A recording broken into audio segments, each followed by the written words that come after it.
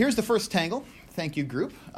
Let's give them a hand. You guys can go sit back down. And I want to talk about, what did you notice as you were doing this dance just now?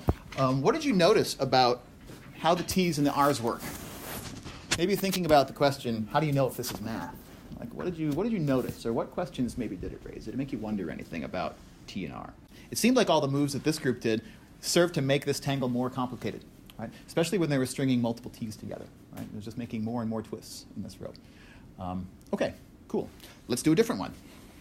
Since we've seen that this empty tangle happened at several points throughout this counting, there seem to be several different names for the empty tangle, right?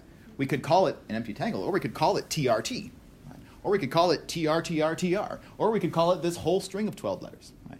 All of those different words represent the same tangle at the end of the day, namely the empty tangle. So I think we are getting a sense that we can unweave a tangle, but this one was empty so often and never really got that complicated, we don't know if it always will work. So do any of your groups have a word that you think is going to make a really twisted and complicated tangle? Now that you've seen these couple. So our first dance and our third dance here, to me, to my eyes at least, have something in common, a couple things in common. How might we explain them? The first 6 or 8 elements, or 10 elements are the same. Yeah, actually, all the way up to this T here, I think both dances are exactly the same. So there's a good reason for a lot of similarity. Something else sort of is similar in both of these. All of the twists end up in a line, right? Why might that have happened? Like, how else are these tangle words similar? Maybe what are the rotations doing? Yeah. We see an R in both of them except for the last one and the third one. Mm-hmm. There's 2 R's in a row. Yeah, the R's are coming in pairs, right? So if I were to take this tangle and rotate it twice, what do you think it's going to look like afterwards? I think it might look the same. So let's put that under our list of wonders over here on the side. What is RR?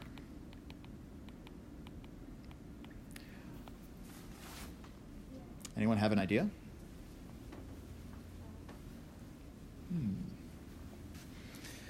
So, okay, I would like to do one more dance, because I'd like to get one that ends up having both vertical and horizontal twists at the end of the day. But if we want to make that happen, we have to avoid, probably, the R's coming in pairs like this.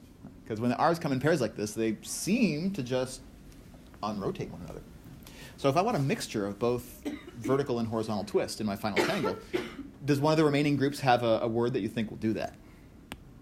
So all these T's happening in a row in this particular tangle look like they've led to some more complexity. Let's get a photo of this one so we can all see it from overhead. So the tangle written in the purple word up here gave us this nasty looking thing. It had 15 letters in it, I think. And then I came up, somehow, with this other set of moves. How many do we have here? 1, 2, 3, 4, 5, 6, 7, 8, 9, 10, 11. Oh, just 12 this time. So what took us 15 steps to tangle up took me only 12 steps to untangle. And yet, we were able to untangle it. So what I'd like for you to think about with your group between now and Friday is, now that we have this information, first of all, if I wanted to make an equation out of this, what is the result of all of this dance equal? 0. Yeah. Maybe 0. But what does 0 actually mean in Rational Tangle land? The empty tangle. Yeah, I'll just write the word empty here. So we could think of it as 0, but 0's got a lot of baggage. I want us to get rid of our baggage for this class. So the question between now and Friday, and I want you to talk about this in Slack. So jump into the math channel in Slack once you get in there.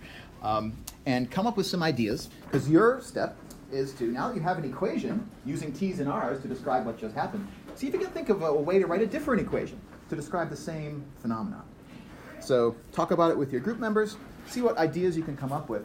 All the video recaps from what we just did today, including this thing right here on the screen, are going to be in the Blackboard YouTube playlist for the class presently.